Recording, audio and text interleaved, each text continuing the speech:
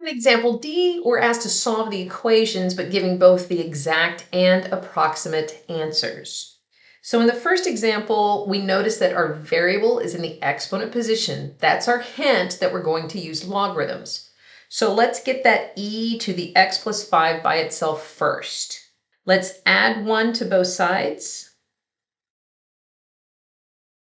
Divide both sides by 2.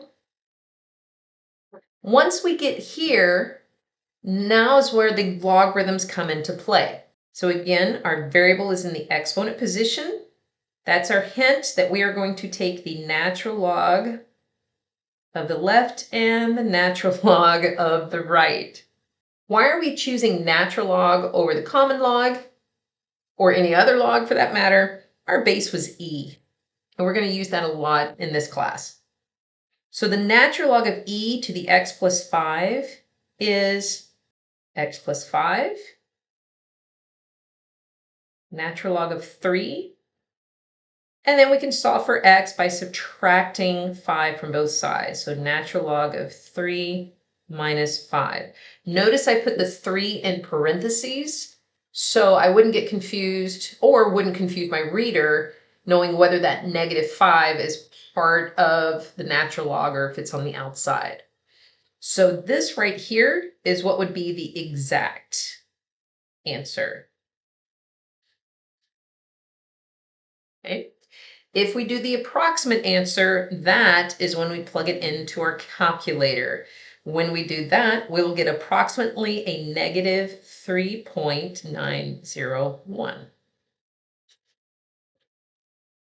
Now in the second one, we have the natural log of the quantity 4x minus 7 equals 2.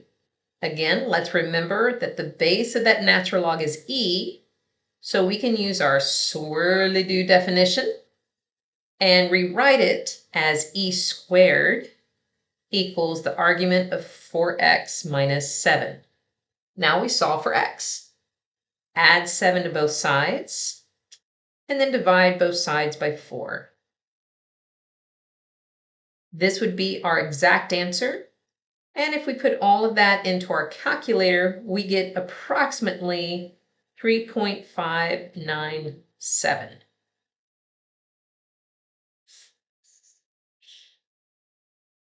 In example E, suppose we started with 305 bacteria cells, and they are growing at a continuous rate of 1.1%. If the population of bacteria is represented by P of t equals 305 e to the power of 0.11 t, where t is in hours, how long will it take for the bacteria to reach 450 cells? So what are we given? We know P represents the population of bacteria. We know T is in hours. We also know we started with 305 bacteria cells, which is why the 305 are in the front. It's growing at a continuous rate of 1.1%, which is why we're using E, and that the percentage is there in decimal form. They only gave us one value for one of our variables. They're asking us to find P. How long will it take? How many hours? But they're giving us 450 cells. Remember, when solving any equation, they have to give you all of the variables somehow in order to find the one. So let's plug them in. We have 450 as our population equals 305 e to the 0.011 t. Let's get the base of the variable by itself. The 350 over 305 reduces to 90 over 61. And since we have the e by itself and our variable in the exponent, that's our hint. We're going to take the natural log of both sides. So the left side, we don't reduce yet. We still have 90 over 91. The right side, however, since our base is also e, it equals just the exponent, 0.011 t. So we get an exact answer of t equals the natural log of the quantity 90 over 91 all over 0.011. But when we're talking about reading problems generally and how long it will take, that little fraction there means nothing to anybody. So we would plug it into our calculator and we would get approximately 35.358. So this means it would take approximately 35.4 hours for the bacteria to reach 450 cells.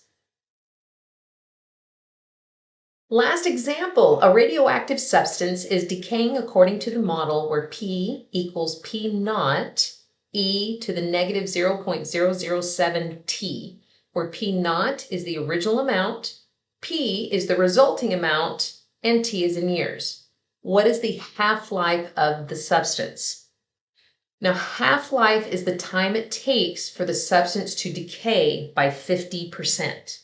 So we have three variables here. We have the original amount, we have the resulting amount, and we have the time in years. Unfortunately, they did not give us any values for any of the variables. But remember when I said they have to give you something to help you get those values? They did. They told us that it was the half-life that we're looking for. So they're looking for when our resulting P equals half of our initial P, our half-life. So we can substitute that into our equation. And you can use 1/2 or you can use a decimal. It's up to you. We can do 0.05 of the original amount. So we still have two unknowns. We have a P naught and we have a T. But notice if we get the E by itself, we would divide both sides by P naught. That's a common way to represent initial amount, by the way, of any variable is by putting a little subscript of 0 at the bottom. So even though we don't know the value of P naught, that's okay. It still reduces. It divides out to 1, and we no longer have that variable. So we can solve it. 0.5 equaling e to the negative 0.007t.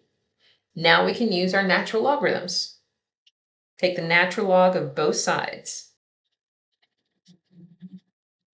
So when we put this in our calculator, we'll get t is approximately 99.021. So we can say half-life of the radioactive substance is approximately 99 years.